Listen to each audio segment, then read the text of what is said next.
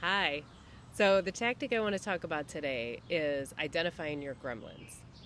So, if you remember the old 1980s movie from when I was a kid, The Gremlins, how he was a cute, Gizmo was a cute little guy, We brought him home. He was all like, seemed all nice and normal. But then you added water to him and weird little fur things popped off of him and they turned into new little gremlin babies.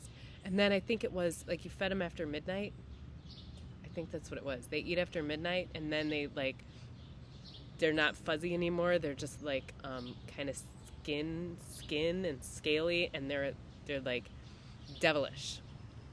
So, the gremlins inside your head, these are all the little voices that pop up and disturb you and cause negativity or doubt, or they make you freeze. They make you not do the things you know you want to do.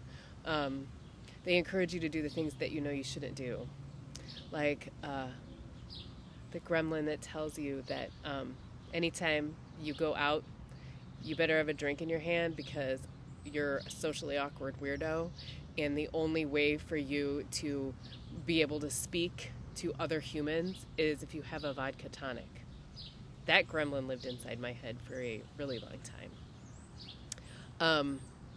And it still pops up every now and then, when not necessarily the vodka tonic toting version of it, but the one that that just reminds me how awkward and different I am from other people, which isn't, I don't think, necessarily true anymore. I am my own unique version of me, and I can be a little kooky and weird, but that's what makes me interesting, right? Or I also say I'm not everyone's cup of tea, so go drink your LaCroix. But anyway, you have these other gremlins, like the self-doubting gremlins, the ones that say that, no, you shouldn't start a women's circle because you've got no experience or credentials, and who do you think you are?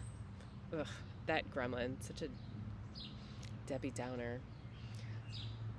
There's the judgmental gremlin. Those are twins.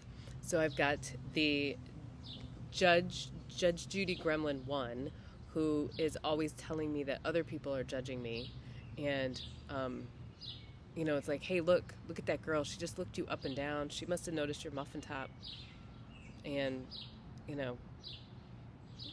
she's thinking you shouldn't be wearing those pants. And then there's Judge Judy number 2, her evil twin, the one that sparks up those judgmental thoughts in me. So you see somebody and they're looking a little rough and you pass judgment about them. I don't like either one of those two. But they're there, and when they pop up, you just got to notice them. Judge Judy 1 and Judge Judy 2, like, shut your gremlin mouths. So when you're identifying your gremlins, it's, you can give them names, you can dress them up and give them hairdos and cute little outfits, so that when they pop up and they start spewing their little gremlin voices inside your head, you can just be like, I see you, gremlin, but I'm not listening to you because you're not really me. You're just the gremlin that's trying to get me to stay small. The gremlin that's trying to get me to make a bad choice. The gremlin that's trying to keep me other. It's trying to keep me from having connections by passing judgments. And so once we start naming our gremlins, then we can really start getting down to the nitty-gritty of dismantling those voices and taking each one of those thoughts and really examining it and turning it around to a thought that is more positive, more productive, and more healthy. That is called identifying your gremlins.